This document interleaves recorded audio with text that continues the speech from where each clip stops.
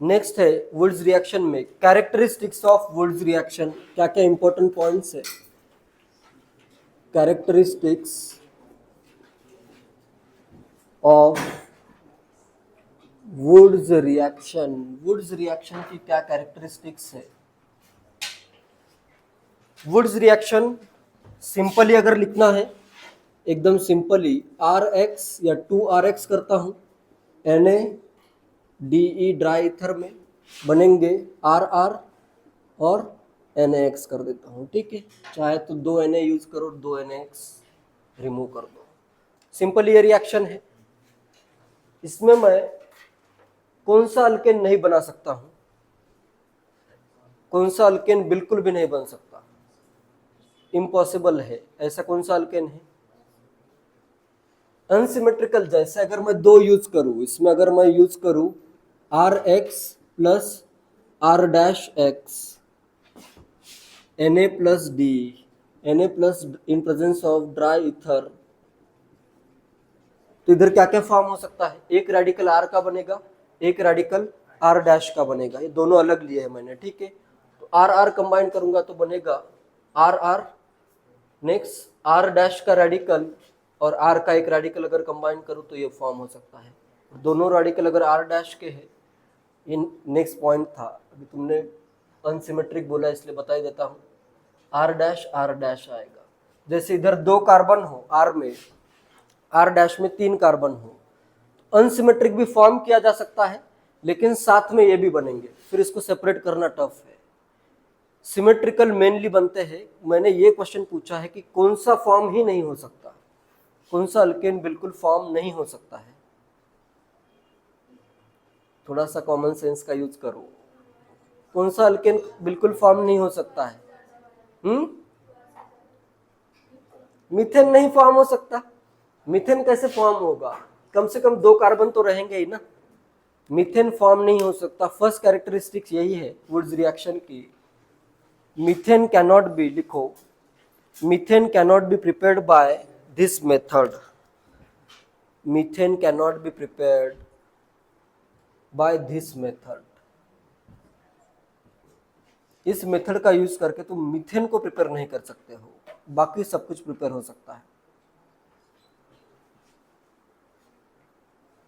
Next second characteristic ये है, किसकी यील्ड बेस्ट होगी, जो सिमेट्रिकल होगा। सिमेट्रिकल का मतलब भी ये कि जो RR ऐसे 2 पार्ट में डिवाइड हो सके, ठीक है, या इवन नंबर ऑफ कार्बन होने चाहिए, और बिल्कुल 2 पार्ट में RR ऐसे जो कंपाउंड इस फॉर्म में लिखा जा सकता है, इसकी यील्ड अच्छी होगी, ठीक है। नेक्स्ट पॉइंट यही है, लिखो, the best yield is of, the best yield is of symmetrical alkane, the best yield is of symmetrical alkane such as N-butane। ये एग्जांपल याद रखो, सबसे simple example, symmetrical alkane such as N-butane। बहुत सारी possibilities है, question करोगे तो और भी क्लियर होता जाएगा। एंड नेक्स्ट थर्ड कैरेक्टरिस्टिक ये है कि अगर मैं 2 अल्काइल हैलाइड यूज करूं तो जनरली कितने प्रोडक्ट बनेंगे। 2 डिफरेंट अल्काइल हैलाइड्स अगर मैं यूज करूं तो कितने प्रोडक्ट बनेंगे, 3 प्रोडक्ट बनेंगे। क्लियर है ये। नेक्स्ट कैरेक्टरिस्टिक यही है। या फिर अगर मुझे ऑड नंबर ऑफ कार्बन का प्रोडक्ट फॉर्म करना है, या ऑड नंबर ऑफ कार्बन का अल्केन फॉर्म करना है, तो इस केस में मुझे क्या करना पड़ेगा, 2 डिफरेंट अल्काइल हैलाइड यूज करने पड़ेंगे, क्योंकि इसमें तो हर बार इवन ही आएगा ना। या फिर ऐसे अलग टाइप का अगर मुझे फॉर्म करना है जो कि सिमेट्रिक नहीं है, तो मुझे 2 अल्काइल हैलाइड मिनिमम यूज करने पड़ेंगे। 2 अगर यूज करता हूं, प्रोडक्ट बनेंगे 3, फिर इनको सेपरेट करना क्या है, डिफिकल्ट है। तो ये अनसिमेट्रिकल अल्केन बनाना अगर फॉर्म करना है तुम्हें, तो उस केस में वुड्स रिएक्शन यूजफुल नहीं है, ठीक है। थर्ड पॉइंट या थर्ड कैरेक्टरिस्टिक लिखो,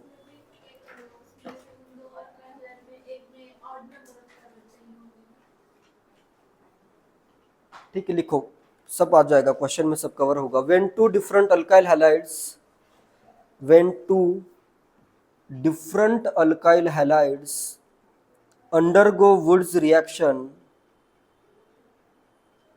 when two different alkyl halides undergo Wood's reaction, three products are expected to form. Undergo Wood's reaction, three products are expected to form. Three products are expected to form.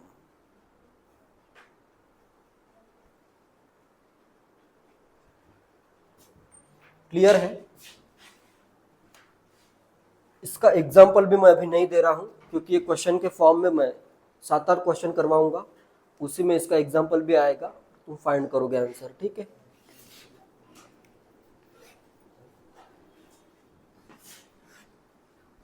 या फिर simply, ठीक है, एक example करो। या simply अगर मैं use करूं, इथेन यूज करता हूं, ethyl bromide plus propyl bromide in presence of Na and dry ether, दो रेडिकल बनेंगे, एक होगा इथाइल रेडिकल, एक होगा प्रोपाइल रेडिकल। प्रोडक्ट क्या बन सकते हैं? फर्स्ट प्रोडक्ट करता हूं मैं, क्या बनेगा? पहले मैं करता हूं दो इथाइल के रेडिकल कंबाइन, तो क्या बनेगा? ब्यूटेन। सेकेंड में कंबाइन करता हूं एक इथाइल का एक प्रोपाइल का रेडिकल, तो क्या बनेगा? पेंटेन। एंड थर्ड में करता हूं दो प्रोपाइल के रेडिकल को कंबाइन, तो क्या फॉर्म होगा? हेक्सेन। कितने प्रोडक्ट आ गए? 3 प्रोडक्ट आ गए। क्लियर है?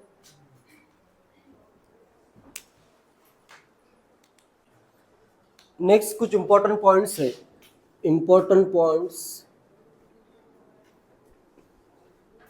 For Wurtz reaction.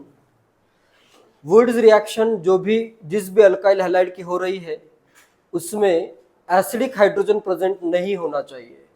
अगर एसिडिक हाइड्रोजन प्रेजेंट होता है तो उस केस में सोडियम किसके साथ रिएक्ट होगा? सोडियम रिएक्ट होगा उस एसिडिक हाइड्रोजन के साथ। Reaction of acidic hydrogen with sodium, sodium क्या करेगा? अपने इलेक्ट्रॉन उस हाइड्रोजन को दे देगा और जो भी एसिडिक है अपना उसका कॉन्जुगेट बेस फॉर्म होगा, उस पर आएगा निगेटिव चार्ज, और वो निगेटिव चार्ज क्या हो जाएगा? एज ए न्यूक्लियोफाइल अटैक करेगा। एग्जांपल से समझाता हूं। जैसे अगर मेरे पास है for Wurtz reaction the compound must not contain acidic hydrogen. जैसे अगर मेरे पास ये कंपाउंड लिया मैंने, इसमें अगर मैं सोडियम ऐड करूं in presence of dry ether, तो इधर पहले तो होगी एसिड बेस रिएक्शन, ये H+ यहां से रिमूव होगा। जैसे reaction of alcohol with sodium gives sodium alkoxide RO minus Na plus half H2, ये रिएक्शन होती है, ठीक है? Reaction of alcohol with sodium. तो यहाँ पे क्या होगा? इस OH की रिएक्शन होगी, अल्कोहल है ये, तो इधर आ जाएगा O-। तो स्टार्टिंग में तो क्या बनेगा? ये O-। Next CH2 CH2 CH2Br।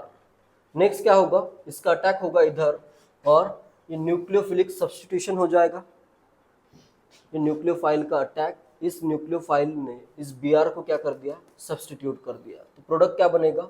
Br- इधर से रिमूव हो गया, तो यहाँ पे आ जाएगा 1 2 3 कार्बन, थर्ड 3 कार्बन के बाद फोर्थ क्या है? ऑक्सीजन है। तो इस वे में एक रहेगा ऑक्सीजन, ठीक है? पूरा का पूरा ड्रॉ कर देता हूँ। CH2 है, दूसरा CH2, तीसरा CH2 और इधर क्या आएगा? ऑक्सीजन। या सिंपली मैं इसको ऑक्सीजन इस वे में ड्रॉ कर सकता हूँ, ठीक है? क्लियर है? तो क्या हो रहा है? ये intramolecular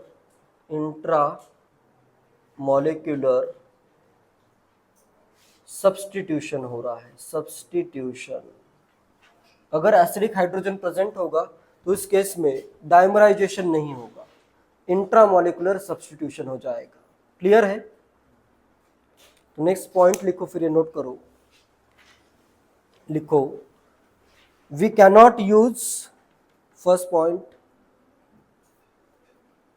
we cannot use those alkyl halides, we cannot use those alkyl halides that contain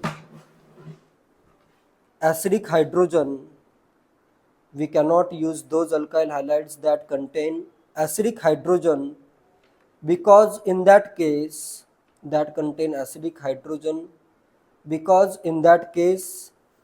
an intramolecular substitution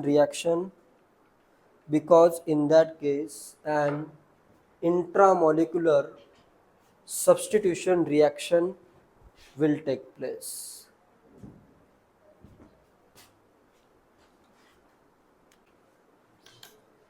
next question देता हूं दो. फर्स्ट क्वेश्चन है,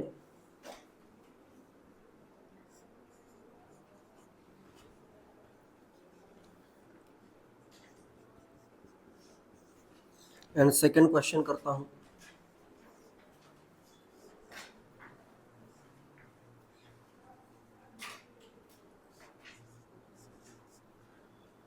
क्या बनेगा फर्स्ट में?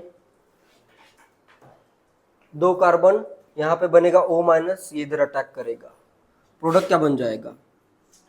1 ऑक्सीजन होगा और 2 कार्बन होंगे. ठीक है, क्लियर है.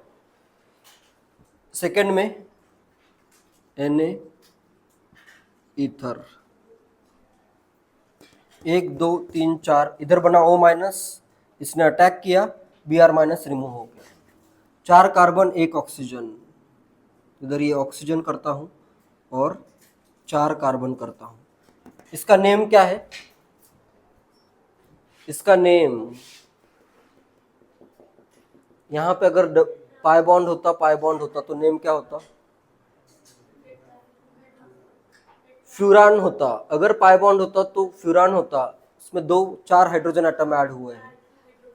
टेट्राहाइड्रोफ्यूरान है ये, टेट्राहाइड्रोफ्यूरान, THF, टेट्राहाइड्रोफ्यूरान. कभी कभी ये सॉल्वेंट, ईथर के जगह टेट्राहाइड्रोफ्यूरान भी लिखा हो सकता है. ये एक सॉल्वेंट भी है, it is a solvent, ether है ये. ठीक है, तो कभी कभी यहाँ पे ऐसे THF लिखा होता है, तो इससे कंफ्यूज नहीं होना है. THF भी क्या है? टेट्राहाइड्रोफ्यूरान इज अ ईथर. नेक्स्ट, जो डायमराइजेशन का प्रोसेस हो रहा है वुल्स रिएक्शन में, जैसे ये एक रेडिकल है और सेकेंड में करता हूं ये एक रेडिकल. डायमराइजेशन प्रोसेस के लिए एक्टिवेशन एनर्जी कितनी होगी? बहुत होगी या नेग्लिजिबल होगी? 0 के अराउंड होगी? होगी या नहीं? नेग्लिजिबल होगी, क्योंकि इसमें कोई बॉन्ड ब्रेक नहीं हो रहा है. सिर्फ बॉन्ड अगर फॉर्म होता है तो इसमें एक्टिवेशन एनर्जी क्या है? 0 है. ठीक है, तो एक्टिवेशन अगर एनर्जी 0 है तो ये अपना क्या बनेगा? मेजर प्रोडक्ट बन जाएगा. ठीक है, क्लियर है. नेक्स्ट सेकेंड इंपॉर्टेंट पॉइंट यही है, the dimerization product is the major product due to 0 activation energy. The dimerization product is the major product due to 0 activation energy. तो यहाँ पे एक्टिवेशन एनर्जी कितनी आई? 0 आ गई. ठीक है, क्लियर है. तो डायमराइजेशन प्रोडक्ट ये अपना बन गया मेजर प्रोडक्ट. नेक्स्ट पॉइंट पहले बताता हूँ, फिर एग्जांपल देता हूँ. लिखो, the dimerization product is the minor product. Next point, the dimerization product is the minor product because of steric hindrance. पूरा पॉइंट सुनोगे तभी उसका सेंस बनेगा. Dimerization product is the minor product because of steric hindrance